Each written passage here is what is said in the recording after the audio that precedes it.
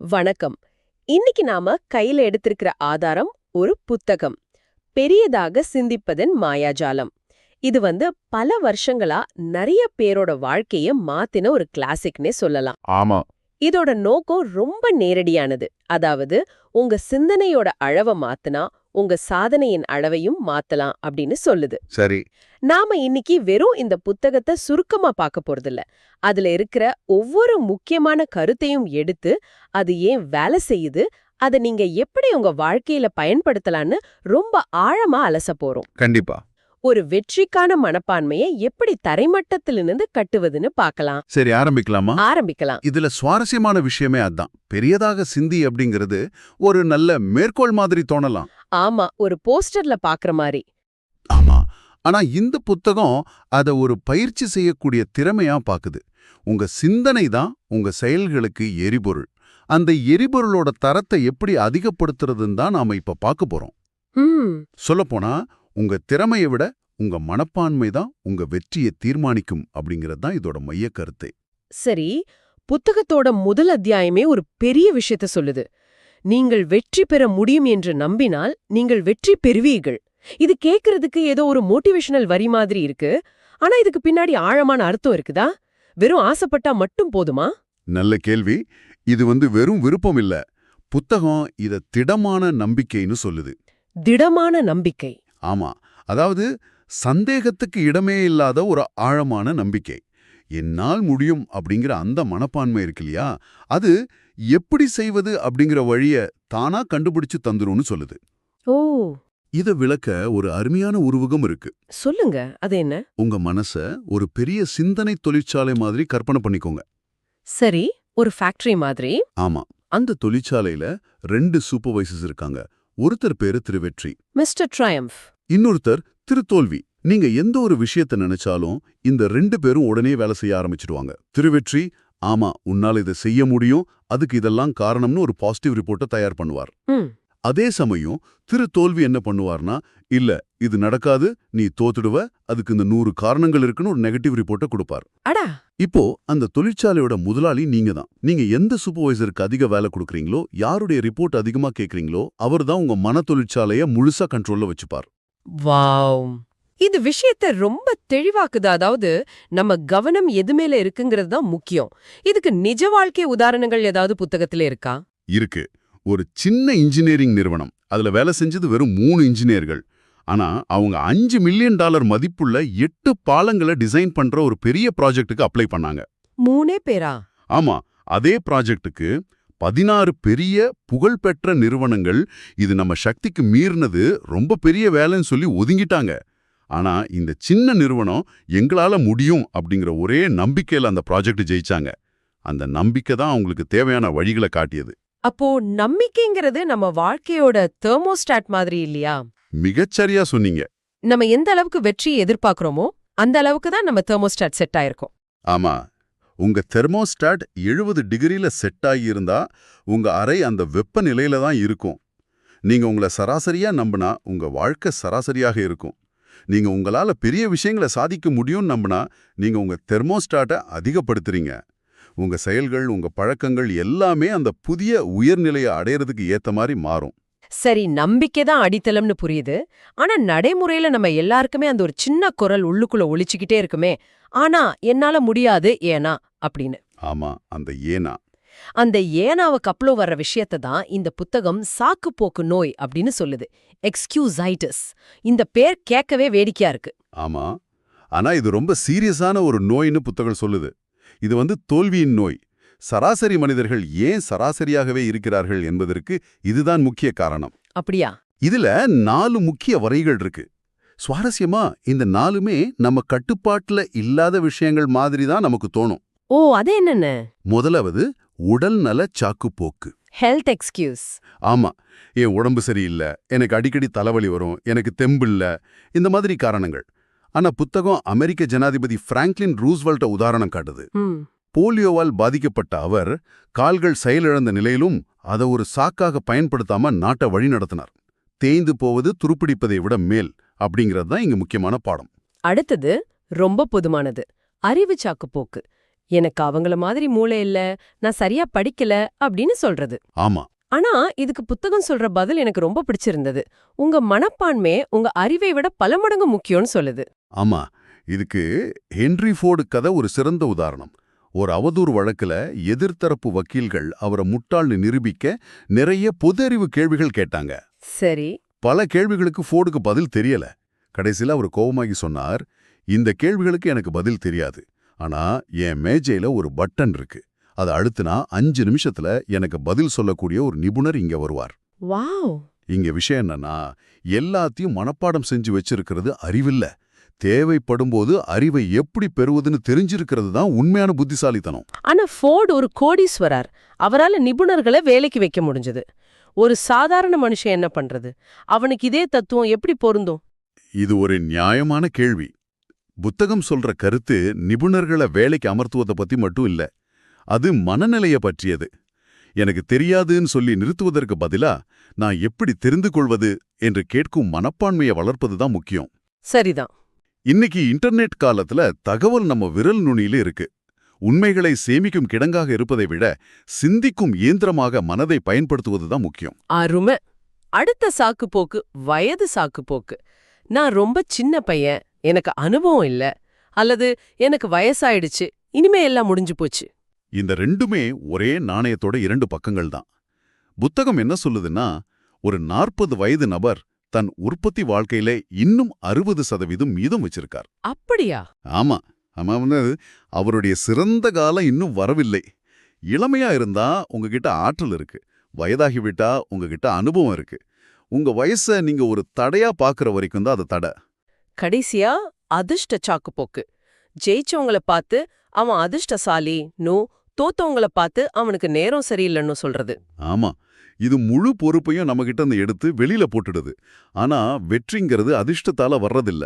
அது சரியான திட்டமிடுதல், கடின உழைப்பு மற்றும் விடாமுயற்சியின் விளைவு. ஒரு விபத்து நடக்க பல சின்ன சின்ன தவறுகள் காரணமா இருக்கிற மாதிரி ஒரு வெற்றிக்கு பின்னாடியும் பல சின்ன சின்ன சரியான முடிவுகள் காரணமா இருக்கு. நாம காரண விளைவு விதிய ஏத்துக்கணும். இந்த 4 சாக்குப்போக்குகளிலும் ஒரு பொதுவான விஷயத்தை கவனிச்சிங்களா? சொல்லுங்க. உடல் நலம், அறிவு, வயது, அதிர்ஷ்டம், இந்த 4மே நம்ம கட்டுப்பாட்டுல இல்லைன்னு நாம நினைக்கிற விஷயங்கள். அதனால அது மேல பழிய போட்டுட்டு தப்பிச்சுக்க பாக்குறோம். மிகச்சரி. இந்த சாக்குப்போக்கு நோயிலிருந்து வெளியே வர்றதுக்கு முதல் படி இது எல்லாமே நம்ம மனப்பான்மையை பொறுத்ததுதான்னு ஏத்துக்கிறது தான். சரி, சாக்குப்போக்குகள் அடையாளம் கண்டுட்டோம், அது தவிர்க்கவும் முயற்சி பண்றோம். ஆனா அடுத்ததா ஒரு பெரிய சுவர் மாதிரி நிக்கிறது பயம். தோல்வி குறித்த பயம், அடுத்தவங்க என்ன நினைப்பாங்கன்னு பயம். இதை எப்படி ஜெயிக்கிறது? இதுக்கு புத்தகம் சொல்ற தீர்வு ரொம்ப எளிமையானது, ஆனா சக்தி வாய்ந்தது. செயல். செயல். ஆக்ஷனா? ஆமா, ஆக்ஷன். பயத்துக்கான ஒரே மருந்து செயல். பயம் என்பது ஒருவிதமான மனநோய். அது தயக்கத்தால் பெரிதாகிறது. நீங்க ஒரு விஷயத்தை செய்ய தயங்க தயங்க உங்க மனசுல அந்த பயம் ஒரு பூதம் மாதிரி வளரும். ஆனா நீங்க உடனே செயல்ல இறங்கிட்டா அந்த பயம் சுருங்கிடும். இது உண்மைதான். பயம் ஒரு நிழல் மாதிரி. நீங்க அசையாம அதையே பார்த்துட்டு இருந்தா அது பெருசா தெரியும். ஆனா நீங்க அதை நோக்கி நடக்க ஆரம்பிச்சா அது காணாம போயிடும். இது கூடவே நம்ம நினைவக வங்கிய சரியா நிர்வகிக்கணும்னு சொல்லுது. அது என்ன கான்செப்ட்? நம்ம தினமும் நம்ம மனசுங்கிற வங்கி கணக்குல எண்ணங்களை டெபாசிட் பண்றோம். நீங்க ஒரு அவமானத்தையோ தோல்வியையோ திரும்ப திரும்ப நினைச்சா நீங்க உங்க கணக்குல நெகட்டிவ் எண்ணங்களை டெபாசிட் பண்றீங்க. அது உங்க தன்னம்பிக்கையை குறைக்கும். அதுக்கு பதிலா நீங்க ஜெயிச்ச தருணங்கள், சந்தோஷமா இருந்த நினைவுகள், உங்களை யாராவது பாராட்டுனதுன்னு நேர்மறையான எண்ணங்களை மட்டும் தேர்ந்தெடுத்து டெபாசிட் செய்யணும். பயம் வரும்போது உங்க நினைவக வங்கியிலிருந்து ஒரு நல்ல நினைவை எடுத்து பார்த்தா தன்னம்பிக்கை தானா வரும். சில நடைமுறை பயிற்சிகளும் கொடுத்திருக்காங்க. கேட்க சின்னதா இருந்தாலும் செஞ்சு பார்த்தா பெரிய மாற்றம் தெரியும்னு தோணுது. அதுல முதல் பயிற்சி, முன் வரிசையில உட்காருங்க. இது ஏன் எவ்வளவு முக்கியம்? ஏன்னா அது ஒரு சின்ன தைரியமான செயல். கூட்டத்திலேயோ வகுப்பிலேயோ பின்னாடி ஒளிஞ்சுக்கிறது, நான் கவனிக்கப்படக்கூடாது, எனக்கு பயமா இருக்குங்கிறதோட உடல் ரீதியான வெளிப்பாடு. ஓ. தைரியமா முன்னாடி போய் உட்காரும்போது உங்களுக்கே தெரியாம உங்க மூளைக்கு ஒரு சிக்னல் அனுப்புறீங்க. நான் முக்கியமானவன், நான் இங்க இருக்க தகுதியானவன், நான் பயப்படவில்லைன்னு. இந்த சின்ன உடல் ரீதியான மாற்றம் ஒரு பெரிய மன ரீதியான மாற்றத்தை உருவாக்கும். அடுத்தது கண்ணோடு கண் பார்த்து பேசுங்கள். ஆமா, அடுத்தவங்க கண்ணை பார்க்க தயங்குறது நான் சொல்றதுல எனக்கே நம்பிக்கை இல்ல அல்லது நான் எதையோ மறைக்கிறேன் அப்படிங்கறத காட்டும். நேருக்கு நேர் கண்ணை பார்த்து பேசும்போது அது உங்க நேர்மையையும் தன்னம்பிக்கையும் வெளிப்படுத்தும். 25% வேகமாக நடங்கள்னு சொல்றாங்க. இது கொஞ்சம் வேடிக்கையா இருக்கு. வேகமா நடந்தா எப்படி தன்னம்பிக்கை வரும்? உங்க நடையே உங்க மனநிலையோட கண்ணாடி தான். தோள் சாய்ந்து மெதுவா கால்களை தேய்த்து நடப்பவர்களை பார்த்தா அவங்க மனசளவுல சோர்வா தோல்வியுற்ற மனநிலையில் இருக்கிறாங்கன்னு தெரியும். ஆமா. ஆனா நீங்க நிமிர்ந்து தலைய உயர்த்தி கொஞ்சம் வேகமா நடந்தா உங்க உடம்பு உங்க மூளையை ஏமாத்தி நான் ஒரு முக்கியமான இடத்துக்கு போயிட்டு இருக்கேன், நான் நம்பிக்கையா இருக்கேன்னு உணர வைக்கும். அப்புறம் பேச முன்வாருங்கள். இது நிறைய பேருக்கு பெரிய சவால். ஆமா, ஆனா பேச பேச தான் பயம் போகும். ஒவ்வொரு கூட்டத்திலையும் நீங்களா முன் வந்து ஒரு கேள்வியை கேளுங்க அல்லது ஒரு கருத்தை சொல்லுங்க. நீங்க பேசும் ஒவ்வொரு முறையும் உங்க தன்னம்பிக்கை ஒரு படி அதிகமாகும். கடைசியா பெரிதாக சிரிக்கவும். இதுவும் நல்லா இருக்கு. நீங்க தோத்து போன மாதிரி உணரும்போது கூட ஒரு பெரிய புன்னகையை முயற்சி செஞ்சு பாருங்க. உடனே அந்த மனநிலையிலிருந்து வெளியே வந்துடுவீங்க. உங்களால சோகமான மனநிலையில இருந்துகிட்டே சிரிக்க முடியாது. அந்த சிரிப்பு உங்க பயத்தை விரட்டி நம்பிக்கையை தரும். இதுவரைக்கும் மனப்பான்மைய சரி செய்யறத பத்தி பார்த்தோம். இப்போ பெரிதாக சிந்திப்பதை எப்படி ஒரு தினசரி பழக்கமா மாத்துறது? இதுக்கு புத்தகம் சில கருவிகளை தருது. அதுல ஒண்ணு நம்ம சொற்களஞ்சியத்தை, அதாவது நம்ம வார்த்தைகளை மேம்படுத்துறது. மிகச்சரி. பெரிய சிந்தனையாளர்கள் பெரிய நேர்மறையான பிரகாசமான வார்த்தைகளை பயன்படுத்துவாங்க.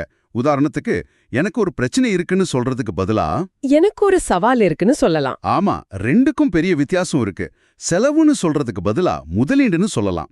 யாராவது எப்படி இருக்கீங்கன்னு கேட்டா ஏதோ இருக்கேன்னு சொல்றதுக்கு பதிலா நான் அற்புதமா உணர்கிறேன்னு சொல்லி பாருங்க. அந்த வார்த்தைகள் உங்களுக்கே ஒரு புதிய ஆற்றலை கொடுக்கும். இது கிட்டத்தட்ட fake it till you make it மாதிரி தான். அடுத்ததா, இருப்பதை மட்டும் பார்க்காமல் என்னவாக இருக்க முடியும் என்று பார்க்கும் பார்வை. இது எனக்கு ரொம்ப பிடிச்சிருந்தது. ஒரு எக்ஸ்ரே பார்வை மாதிரி. ஆமாம், இதுதான் மதிப்பை கூட்டும் பார்வை. ஒரு ரியல் எஸ்டேட் ஏஜென்ட் ஒரு பாழடைஞ்ச பண்ணைய பார்க்கறாரு. மத்தவங்க அதை ஒரு குப்பையா பார்க்கும்போது அவர் அதை ஒரு கனவானின் எஸ்டேட்டாக பார்க்கறாரு. ஓ, அதோட திறனை கற்பனை செஞ்சு அதை சிறு சிறு நிலங்களாக பிரிச்சு பெரிய லாபத்துக்கு விற்கிறாரு. இது பொருட்களுக்கு மட்டுமல்ல, மனிதர்களுக்கும் பொருந்தும். எப்படி? ஒருத்தர் இப்போ எப்படி இருக்காருன்னு மட்டும் பார்க்காம அவரால் என்னவாக ஆக முடியும்னு பாருங்க. உங்க டீம்ல இருக்கிற ஒருத்தரை அவரோட முழு திறனோட ஒரு வெற்றியாளரா நீங்க மனசுல பார்த்தா நீங்க அவரை நடத்துற விதமே மாறும். சரி. நீங்க அவர் அப்படி நடத்தும்போது அவரும் தன்னை அப்படி பார்க்க ஆரம்பிப்பார். இது உங்களுக்கும் அவருக்கும் வெற்றி தான். கடைசியா புத்தகம் சொல்ற ஒரு பயிற்சி உங்களுக்கு நீங்களே ஒரு சுய விற்பனை விளம்பரத்தை உருவாக்கிக்க சொல்றது. இது என்ன? இது ஒரு சக்தி வாய்ந்த மனப்பயிற்சி. ஒரு 60 வினாடி விளம்பரம் மாதிரி. உங்க பலம் என்ன, உங்க சிறந்த குணங்கள் என்ன, நீங்க ஏன் ஒரு வெற்றியாளர்னு உங்களை பத்தி நீங்களே ஒரு ஸ்கிரிப்ட் எழுதுங்க. சரி. அத தினமும் காலையில கண்ணாடி முன்னாடி நின்னு உங்களுக்கு நீங்களே சொல்லுங்க. இது கேட்க கொஞ்சம் அசௌகரியமா இருக்கலாம். ஆனா யோசிச்சு பாருங்க, நாள் முழுக்க நம்ம மனசுக்குள்ள ஒரு எதிர்மறையான விளம்பரம் ஓடிக்கிட்டே தான் இருக்கு. ஆமா. ஐயோ, அத சொதப்பிட்டேன், நான் பார்க்க நல்லா இல்ல, எனக்கு திறமை பத்தாதுன்னு. கரெக்ட். அந்த நெகட்டிவ் விளம்பரத்தை நிறுத்திட்டு ஒரு பாசிட்டிவான விளம்பரத்தை நாமே தயாரிச்சு ஒளிபரப்புறது தான் அந்த பயிற்சி. டாம் ஸ்டேலி, நீ நேற்று ஒரு சிறந்த மனிதனாக இருந்தாய், இன்று இன்னும் சிறந்த மனிதனாக இருக்கப் போகிறாய் அப்படிங்கிற உதாரணம் புத்தகத்துல இருக்கு. நம்ம பேரச் சொல்லி நம்ம கிட்டயே பேசிக்கிறது. ஆமா, இது உங்க மனச வெற்றிக்காக தயார்படுத்துது. இது உங்களை ஒரு வெற்றியாளரா உணர வைக்கும். ஆஹா, இந்த ஆய்வோட சாராம்சம் இதுதான். வெற்றிங்கிறது திறமையாலேயோ அதிர்ஷ்டத்தாலேயோ வர்றதில்ல. அது நம்ம சிந்தனையிலிருந்து உள்ளிருந்து ஆரம்பிக்குது. அசைக்க முடியாத நம்பிக்கைய உருவாக்குறது, சாக்கு போக்கு சொல்ற நோயை ஒழிக்கிறது, பயத்தை செயலால் ஜெயிக்கிறது, மற்றும் நேர்மறையான வார்த்தைகள் மற்றும் பார்வையால பெரிதாக சிந்திப்பதை ஒரு பழக்கமா மாத்துறது. இதுதான் படிகள். இந்த எல்லா கருத்துக்களையும் இணைக்கிற ஒரு புள்ளி இருக்கு.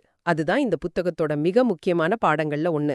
அதாவது மற்றவர்களின் பார்வையிலிருந்து சிந்திப்பது. ஓ, நீங்க ஒரு பொருளை விற்கணும்னாலும் சரி, ஒருத்தரை வழி நடத்தணும்னாலும் சரி, உங்க கருத்தை ஏத்துக்க வைக்கணும்னாலும் சரி, முதல்ல நீங்க கேட்க வேண்டிய கேள்வி, நான் அவர்களின் இடத்தில் இருந்தால் என்ன நினைப்பேன்?